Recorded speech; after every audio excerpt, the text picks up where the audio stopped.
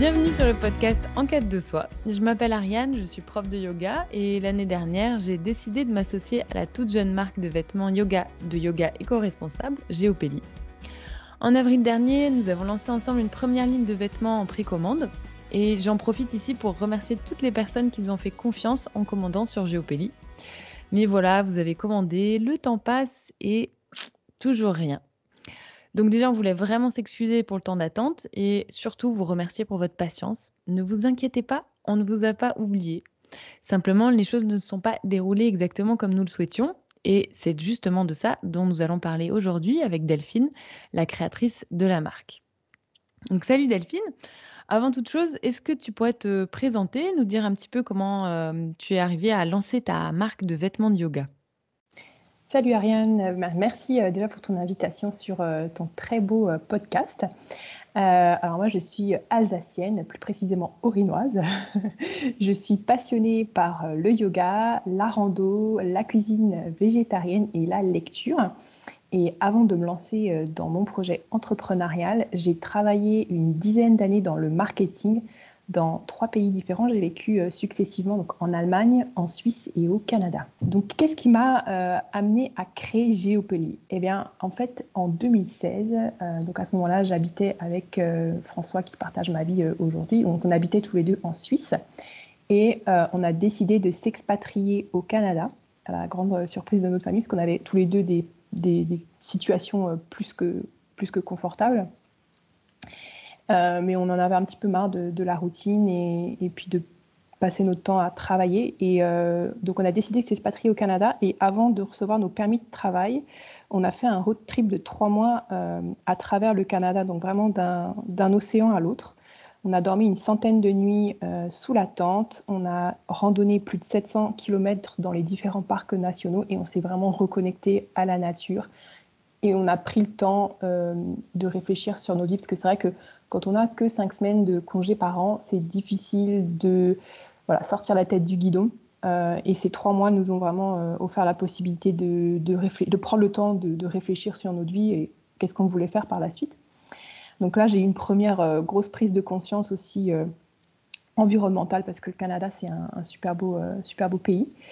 En 2018, donc 2 années plus tard, on est installé à Vancouver au Canada et je suis enceinte de notre premier enfant et je décide de vraiment renouer avec le yoga que j'avais déjà pratiqué avant, mais de manière moins assidue. Là, je me remets vraiment au yoga de manière intensive pour me préparer à mettre au monde mon enfant de manière naturelle, pour éviter donc la péridurale et gérer les douleurs de manière naturelle. Et puis en fait, je me prends au jeu, ça va plus loin que ça.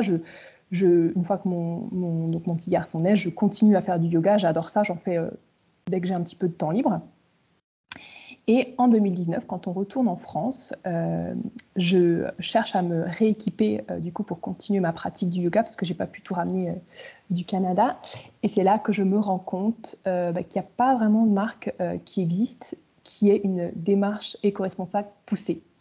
Donc je me dis, j'ai envie d'entreprendre, c'est un petit peu le moment ou jamais, et j'ai une idée. Donc c'est en fait à ce moment-là que je décide de me lancer. Donc pour faire court, Géopelli, ça naît vraiment de cette expatriation au Canada. C'est vraiment le fruit de cette expatriation, le projet que j'ai un petit peu ramené dans mes valises. Et d'ailleurs, juste entre parenthèses, tu as accouché une nouvelle fois, tu es jeune maman. Oui, oui. Alors il y a un deuxième petit garçon qui a rejoint notre famille au mois de juillet. Et du coup, félicitations, parce que gérer un petit et la création d'entreprise, pas évident. C'est pas évident et en même temps, peut-être que c'est plus facile, bizarrement, parce que en entrepreneuriat, il y a souvent plein de problèmes. C'est vraiment les montagnes russes émotionnelles. Et je trouve que le fait d'avoir mes 2 petits garçons, c'est la plus belle des distractions. Parfois, quand il y a des soucis, je me reconnecte à l'essentiel.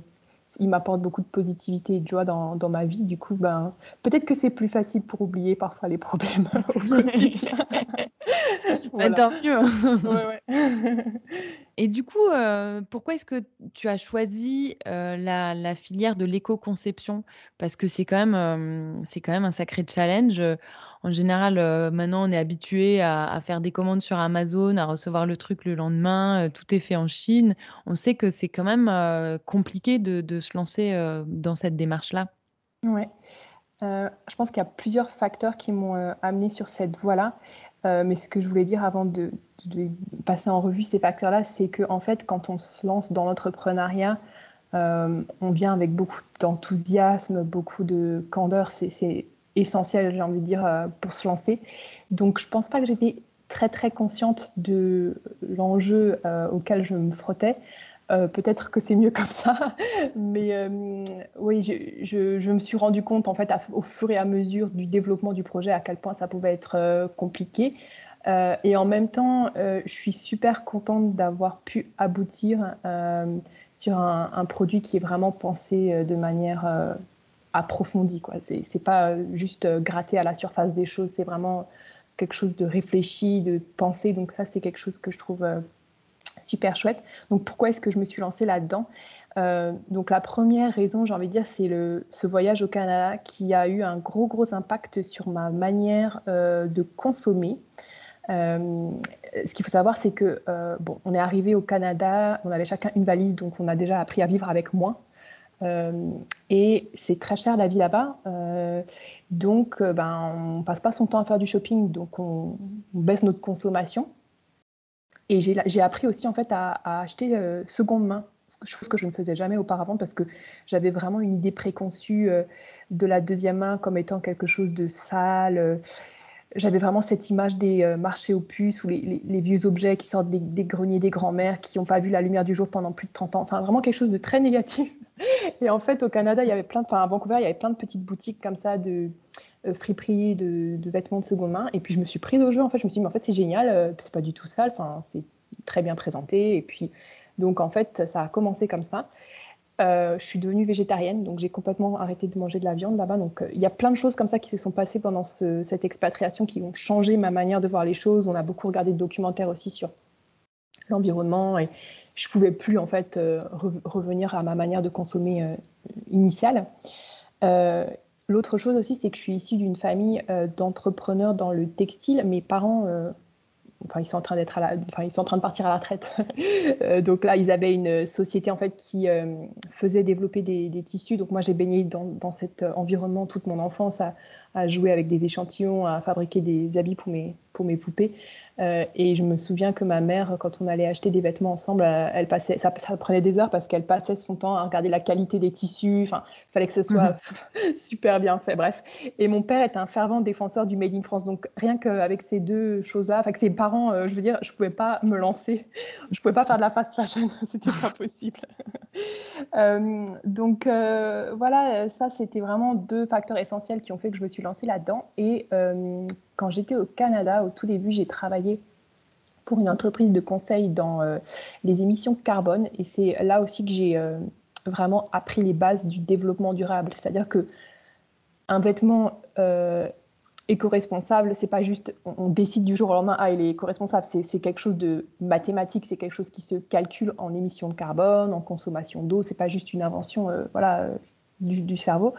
Et ça a été super formateur parce que du coup j'ai vraiment eu les bases pour savoir qu'est-ce que c'est qu'un vêtement qui a peu d'impact en fait sur l'environnement.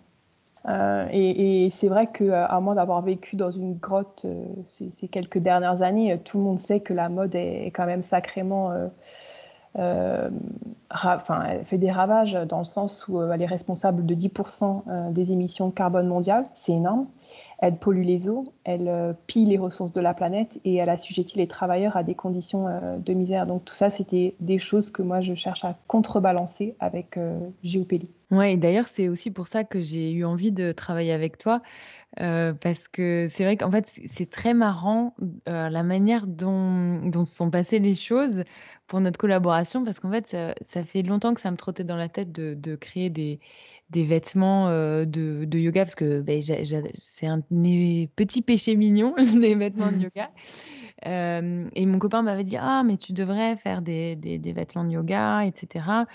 Et il me dit: «Ouais, c'est pas compliqué, tu fais floquer des t-shirts et puis, ensuite tu passes commande».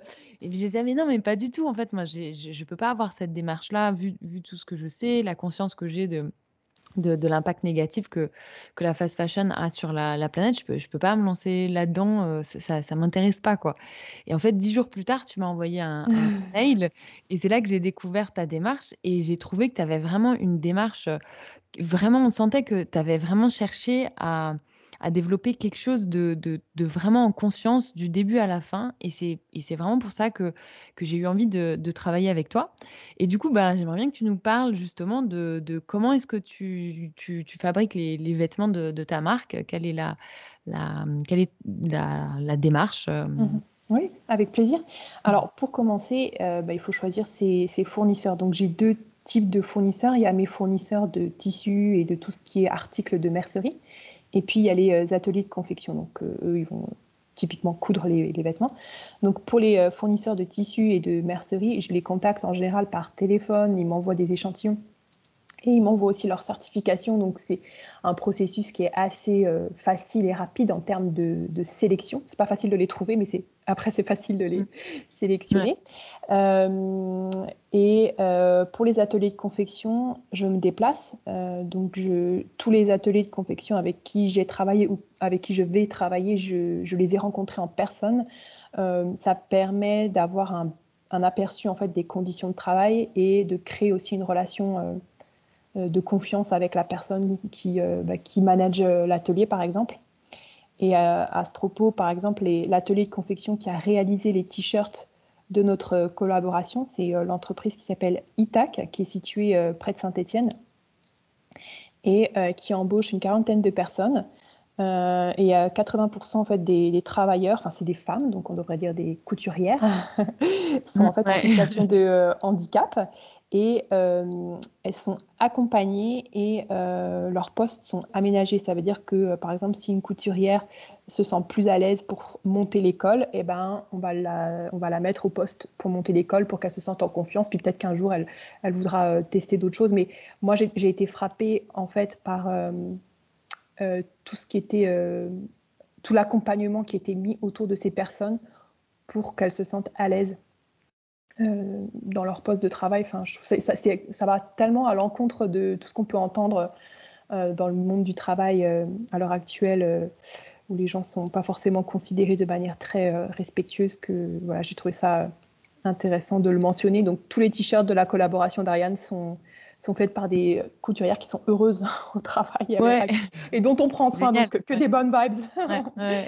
Ouais. Donc, je connais tous mes fournisseurs, sauf les filateurs, parce qu'en fait, moi, j'achète pas le fil pour le faire ensuite transformer, j'achète le tissu déjà fabriqué. Mais Mmh. tous mes fournisseurs de tissus sont très transparents sur l'origine de leur fil, donc j'ai aussi les certificats en fait de leurs fournisseurs à eux. Donc tout ça, c'est plutôt transparent et je pense pas que des acteurs de mode de la fast fashion puissent en dire autant puisqu'ils sous-traitent énormément et c'est très difficile pour eux de savoir en fait exactement qui fait quoi, qui sous-traite à qui et quelles sont les conditions de travail. Je pense à l'exemple de la catastrophe qui arrivait en 2014, là, le Rana Plaza. Ça, c'est un triste et bon exemple. Les marques ne savaient pas forcément, Ouais. ne connaissaient pas forcément les conditions dans lesquelles les vêtements étaient réalisés. Et puis la question à laquelle je ne répondrai pas parce que ce n'est pas à moi de répondre, mais la question c'est est-ce qu'une marque ne devrait pas être Ouais. ne devrait pas avoir le devoir de savoir comment sont créés Mmh. ces produits. Une question Ouais. philosophique. Ouais. Bah, ouais, c'est un peu loin des yeux, loin du cœur, hein. C'est ça, Et ouais. Ouais. juste, petite précision, Oui. les fils de tissu viennent ils sont recyclés, c'est du tissu recyclé, c'est bien ça? Oui, Mmh. alors, alors ça dépend des produits, mais par exemple pour le t-shirt, on est sur en fait, c'est 100% recyclé et c'est des fils qui sont fabriqués à partir de déchets textiles et de plastique. Pour le legging et la brassière, donc c'est aussi des fils recyclés, mais on rajoute de l'élastane pour donner cette élasticité au tissu. Et puis l'élastane, en fait, C'est de l'élastane EcoSmart qui est en partie composé de fibres recyclées parce qu'aujourd'hui, en fait, ça n'existe pas l'élastane 100% recyclé, malheureusement. Peut-être dans quelques années, mais... Donc, pour venir à comment sont fabriqués les vêtements Géopelli, donc voilà, une fois que je me suis entourée des fournisseurs que je trouve en accord avec ma démarche, je réalise un prototype. Donc, je travaille avec un bureau d'études qui va travailler avec moi. Je leur apporte toutes les infos nécessaires à la conception du premier prototype. Donc, typiquement, un tableau d'inspiration avec des images, avec des idées, des formes, des coupes. Et en fait, eux, ils vont réaliser un premier prototype. Donc, pour arriver à un résultat qui soit parfait, on va réaliser plusieurs prototypes jusqu'à arriver au résultat final, on va dire. Et une fois que le prototype est validé, moi, je l'envoie à mon atelier de confection qui, lui, va réaliser ce qu'on appelle une tête de série. Donc, c'est la première pièce de toutes les autres pièces qui vont être confectionnées pour s'assurer que les machines sont bien réglées, qu'ils ont bien compris ce qu'on voulait réaliser ensemble. Ça leur permet aussi de se chronométrer pour savoir combien de temps ils vont mettre. Enfin, voilà. Donc ça, c'est quand on arrive là et que la tête de série est validée, ça permet de lancer la fabrication. C'est passionnant parce que c'est vrai que c'est des choses dont on n'a pas conscience, je trouve, et je trouve ça génial de voir un petit peu l'envers du décor. Parce que c'est vrai qu'aujourd'hui, on achète des choses et on est tellement déconnecté en fait de tout le circuit, que ce soit dans l'industrie textile, mais aussi au niveau de la nourriture, etc., de l'alimentation. Donc, je trouve que c'est vraiment intéressant. Donc, merci pour ton éclairage sur l'envers du décor. Mais du coup, j'imagine qu'il y a quand même pas mal de difficultés. Puisque c'est la démarche que tu as, en fait, elle est assez novatrice. C'est assez, enfin, toute l'industrie textile, en plus, on sait qu'elle est assez exsangue en France. Donc, qu'est-ce qui pose le plus problème dans cette démarche-là? Alors, je pense que le plus gros problème, c'est de trouver ses fournisseurs. Moi, j'ai trouvé ça extrêmement compliqué de trouver les bons fournisseurs. De trouver les personnes qui vont proposer les produits avec les fils recyclés, avec un pourcentage aussi intéressant de produits recyclés. Par exemple, j'ai contacté des fournisseurs de tissus qui me proposaient des tissus, mais c'était recyclé qu'à hauteur de 10%. Pour moi, c'est anecdotique en fait. C'est pas, je voulais aller beaucoup plus loin.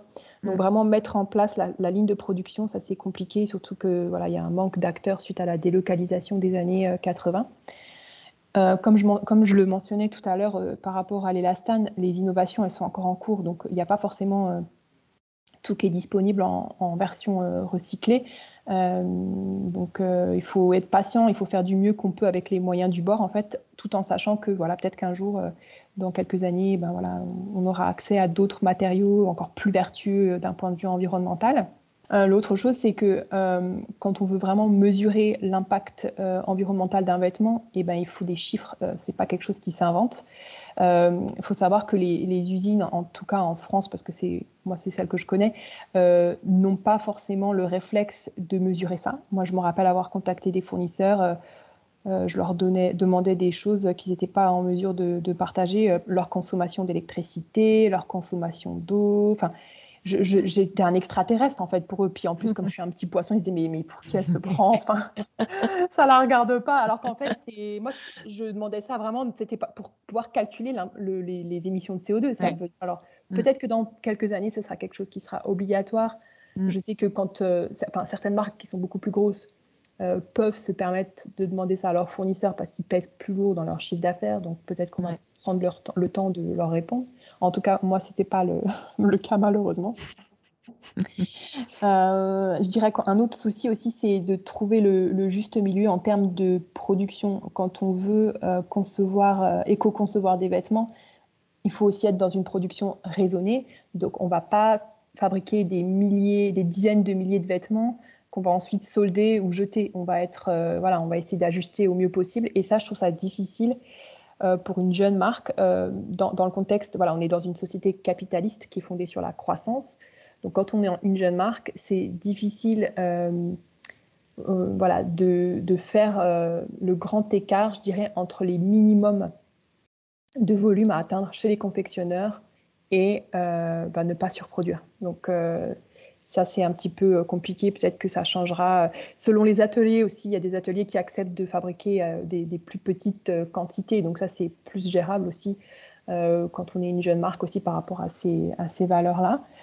Il y a aussi l'aspect des changements de mentalité, des changements d'habitude. Consommer éco-responsable, c'est quand même c'est quelque chose de nouveau, c'est quelque chose qui peut paraître inaccessible parce que les produits sont plus chers, dû au coût de la main-d'œuvre et puis des matières recyclées. La demande reste encore relativement faible, donc c'est ça qui freine peut-être aussi le changement. Mais j'espère que les choses vont se démocratiser un peu plus à l'avenir pour que tout le monde puisse avoir accès à plus de produits éco-conçus. Et enfin, pour terminer, je trouve que ce qui est compliqué, c'est de sortir du bruit du greenwashing que d'autres marques peuvent faire et qui n'ont pas une démarche éco-responsable. Et comme elles sont plus grandes, elles peuvent faire plus de bruit, peuvent crier un peu plus fort des choses qui sont fausses. Et comme c'est pas du tout régulé, ça c'est pas du tout quelque chose qui est régulé, chacun peut dire un peu ce qu'il veut. Donc ça c'est compliqué à gérer. Ouais, surtout quand on se lance, c'est sûr que c'est pas évident. Mais moi, ce qui me frappe, c'est quand même, que le fait de travailler avec toi, ça m'a fait réaliser, l'impact que pouvaient avoir finalement tout ce qui est l'économie globale de ce monde, la géopolitique de ce monde, à quel point parfois c'est des choses qui nous semblent éloignées et en fait, le fait de travailler avec toi, je me suis rendu compte que, non, ça pouvait avoir des impacts, hyper concrets sur nos vies, sur, effectivement notre manière de consommer. Donc, je sais pas ce que tu en penses de ça, toi? Ouais. C'est vrai que je m'attendais pas forcément à subir directement les différentes crises que notre monde peut connaître en ce moment. Donc typiquement le Covid, puis la période post-Covid, les situations géopolitiques hyper tendues. Mais en fait, concrètement, elles impactent les industries, donc pas que la mode, hein, mais elles impactent la production. Donc typiquement, les délais d'approvisionnement pour le tissu sont devenus complètement dingues. Pour certains fournisseurs, je dois passer commande 6 mois, voire 1 an à l'avance, parce qu'en fait, il y a une pénurie des matières premières. Et comme tout le monde se rattrape un peu là en période post-Covid, les usines sont débordées. Donc ça demande de planifier vraiment à l'avance. Donc ça, pour notre collaboration, j'avais la chance, entre guillemets, d'avoir anticipé cet aspect-là. Donc j'avais déjà les matières premières.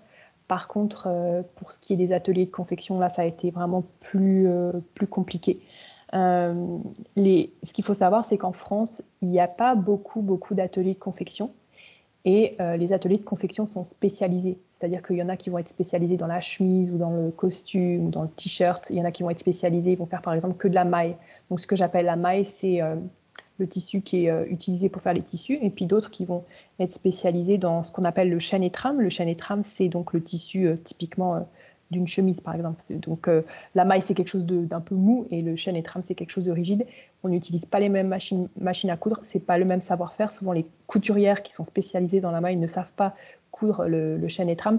Du coup, quand on vient avec un projet, on se retrouve vraiment avec très très peu de choix en atelier de confection. On rajoute par-dessus ça l'absentéisme lié au Covid, la difficulté aussi pour ces ateliers de confection à recruter des couturières. Ça a créé un petit cocktail Molotov là. Et du coup, c'est un petit peu ce qui m'est arrivé pour notre collaboration. On avait prévu de travailler avec un atelier de confection. À la base, il se trouve qu'il n'acceptait pas les quantités que nous, on avait prévu de faire. On en a trouvé un autre qui nous a annoncé des délais très très lointains. Donc j'ai cherché encore une troisième solution. Donc tout était en place pour que la production démarre au 1er août de cet été. Et puis l'atelier de confection a fait faux bond parce qu'en fait il y a une couturière qui devait gérer donc la couture des élastiques qui n'a pas pu remplir sa fonction. Du coup on a dû retrouver un autre plan. Donc là c'est bon, c'est entre de bonnes mains, ça va être fait dans les prochaines semaines et on va pouvoir vous livrer. Ouais, mais Enfin. bah oui, ouais, ouais, mais c'est bien que je pense que les personnes qui nous ont fait confiance et ont précommandé, puissent un petit peu savoir, ce qui se passe et quel est effectivement ce que je redis l'envers du décor, c'est que Mm. c'est un paysage, industriel, en France qui est assez, enfin, on peut le dire dévasté et donc du coup, Mhm. ça rend le processus, beaucoup plus compliqué. Mais en tout cas, effectivement, vous inquiétez pas, ça ça Ça arrive. arrive. Delphine y travaille, et Ah fait oui. quelques nuits blanches à ce Oui, oui, propos. quelques nuits blanches et un peu des sueurs froides aussi, mais parce que bien entendu, moi, enfin, mon dada, c'est d'avoir un service client impeccable. C'est ma façon de faire, je ne sais pas faire autrement. Et quand je m'engage sur quelque chose, c'est très contrariant pour moi de revenir sur ma parole. Du coup, voilà, on fait de notre mieux, ça va arriver. Mais oui et d'ailleurs, c'est aussi quelque chose que j'apprécie beaucoup chez toi, c'est ton sérieux et du coup, je peux imaginer à quel point c'est pas facile quand surtout c'est des choses qui dépendent pas de toi, Oui, donc ouais. c'est Est-ce que tu aurais, peut-être des solutions justement, on parlait du fait que, bah, tout ça c'était compliqué, la fabrication Ouais. éco-responsable. Est-ce que du coup, toi, tu aurais peut-être des solutions ou des idées pour que ce soit un petit peu plus démocratisé? Ben, en fait, je rebondis sur ce que je disais tout à l'heure quand je racontais que c'était compliqué de trouver des fournisseurs. Je comprends même pas que ça n'existe pas, en fait, que ce soit pas un peu mieux structuré dans le monde du textile, ou alors je suis peut-être passée à côté, je sais pas. Mais je sais pas, il faudrait un annuaire où tous les gens qui sont dans cette justement démarche éco-responsable soient référencés, Mmh. avec peut-être la liste des produits qu'ils ont qui sont justement recyclés, tout ça, pour faciliter la mise en relation. Ça gagnerait un temps fou, en fait. Ça leur permettrait peut-être de vendre plus et puis aux gens qui se lancent dans la mode de pouvoir accéder plus rapidement, voilà, à un portefeuille de fournisseurs, voilà, pour pas perdre de temps dans des recherches qui sont vraiment compliquées. Euh, Après, voilà, est-ce que l'État pourrait peut-être pas mettre aussi à disposition des moyens pour recycler plus? Parce que moi, ce qui me chiffonne parfois, c'est quand des marques disent c'est recyclable. Oui, Mmh. dans l'absolu, on peut tout Ouais. recycler. Sauf Mmh. que si derrière, il n'y a pas l'infrastructure Oui, pour bah, justement oui. gérer ces déchets, bah, en fait, c'est recyclable. Mais en fait, en vrai, c'est pas recyclé. Mmh. Du coup, vraiment prendre les déchets comme quelque chose qui a de la valeur et Mmh. recycler beaucoup plus et forcer peut-être aussi les industriels à recycler plus. Et donc, du coup, on se retrouverait avec beaucoup plus de choix et que ce serait plus facile aussi d'acheter du tissu recyclé. Voilà, après, c'est vrai qu'on est dans une logique quand même de croissance avec des minimums de commandes de folie qui sont difficiles à atteindre. Donc, c'est vrai que si on était peut-être plus dans une logique de se dire pas de croissance négative, c'est peut-être aussi quelque chose de difficile, mais d'avoir une croissance raisonnable, ben là, ce serait aussi quelque chose qui faciliterait, je dirais, la vie des jeunes marques. Ouais, du coup, avis aux personnes qui ont envie de se lancer, pour créer un annuaire, puisque on l'a vu, il y a quand même plein d'acteurs et d'actrices qui sont derrière la production et c'est sûr que quand on produit, des vêtements qui sont un peu complexes, hein, comme la brassière sur laquelle on a collaboré, où il y a, plein d'éléments, et cetera, bah, c'est vrai que ça devient, on imagine, très compliqué de trouver les personnes avec qui travailler. Est-ce que, par rapport à justement à tout ce qui est, croissance, effrénée, on sait que tout ça, ça a ses limites, que c'est en train de détruire notre planète. On sait aussi que enfin, le concept de ahimsa, de non-violence, c'est au cœur de la philosophie du yoga. J'avais un petit peu envie de revenir au yoga. Est-ce que tu aurais des conseils justement pour, appliquer, pour mieux consommer, pour consommer avec plus de conscience, pour être, plus dans la non-violence dans notre manière de consommer et d'être au monde? Oui, bien sûr. Alors, c'est vrai que en tant que créatrice d'une marque éco-responsable, la logique voudrait que je dise bah, acheter mes produits, mais franchement, j'ai envie. En fait, ce qu'il faudrait faire, enfin, je ne veux pas donner d'ordre, hein, mais disons que l'idée, c'est il faut consommer moins. Mmh. C'est terrible et ça demande un effort parce qu'on est, je pense, tous d'une certaine manière, on a nos habitudes et changer des habitudes, ça demande beaucoup d'efforts. Mais la première chose à faire, c'est de réduire sa consommation, vraiment. Il y a une très jolie comparaison entre être yogi et consommer responsable que j'ai découvert dans un post d'une Instagrammeuse qui s'appelle Céline du compte Is No Good, que j'ai trouvé vraiment très intéressante et qui dit justement que être un yogi, c'est avoir un regard sur ce que l'on fait et sur ce que l'on pense. Donc ça ne veut pas forcément dire qu'on fait toujours les choses parfaitement, mais qu'on reste vraiment conscient de ses actions. On ne se laisse pas emporter comme ça par le flot d'émotions, de désirs, moins dans la réaction. Et donc ça, c'est un peu ce qu'on peut dire d'un yogi, mais en fait, consommer responsable, c'est un petit peu pareil. Ça veut dire qu'on fait un pas de côté. On appuie sur la touche pause, là, et puis on arrête de se faire manipuler par le marketing. On se demande, est-ce que j'ai vraiment besoin de cet objet? Est-ce que ça va me rendre heureuse? Est-ce que ça va s'incorporer dans mon style de vie? Donc bien sûr que consommer mieux, ça passe concrètement par acheter de la seconde main, réduire son empreinte carbone. Donc si on peut voyager en train au lieu de voyager en avion, c'est clair que c'est mieux. Ça passe aussi par choisir des marques éco-responsables. Ça demande vraiment un travail de fond, se renseigner sur les produits, s'éduquer sur la question vraiment. Mais avant tout, je pense que ça demande d'acheter en pleine conscience en fait. C'est quelque chose à laquelle je m'efforce de m'améliorer. C'est-à-dire que, alors il n'y a pas d'acheteur parfait, mais disons que j'essaye d'être une consommatrice un peu plus éclairée dans le sens où avant d'acheter quelque chose, vraiment j'essaie juste de me poser et de me dire, est-ce que... Alors, si on revient aux vêtements, je me dis par exemple, est-ce que ça va s'assortir avec ce que j'ai déjà dans ma garde-robe? Est-ce que je vais être capable de l'entretenir en machine à laver? Est-ce que ça va être pratique? Ou alors est-ce que je vais devoir aller au pressing, chose qui n'est pas forcément très éco-responsable d'ailleurs, et qui va s'abîmer? Enfin, j'essaie d'avoir une vision un petit peu plus long-termiste, alors que j'ai été coupable dans le passé d'acheter un vêtement que j'allais porter juste pour une occasion. Ouais.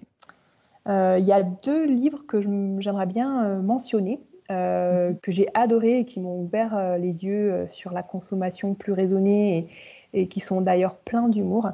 C'est La magie du rangement de Marie Kondo. Je ne sais pas si tu connais. Non. C'est une japonaise. Donc, ce qu'il faut savoir, c'est qu'au Japon, les gens habitent dans des espaces quand même très petits. Donc, quand on commence à accumuler des choses, ça devient très vite problématique. Ouais, elle a développé toute une méthode en fait pour pas accumuler du bazar chez soi et pour bien ranger les affaires. Et moi qui suis un petit peu maniaque sur les bords, j'ai adoré. Et l'autre livre que je suggère pour celles et ceux que ça intéresse, ça s'appelle L'art de la simplicité de Dominique Laureau. Donc là, c'est comment simplifier sa vie dans plein de domaines. Donc, avis aux amateurs.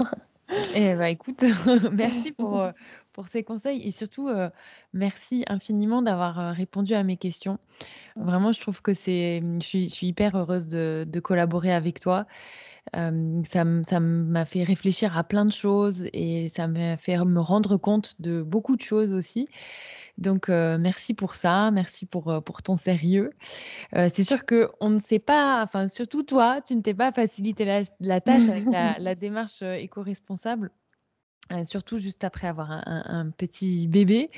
Et c'est sûr que c'est toujours un peu frustrant de voir que les choses se déroulent pas comme on l'espérait. Mais voilà, hein, tu te lances aussi et ça, c'est important de le souligner. Et du coup, c'est avec l'expérience qu'on apprend de ses erreurs.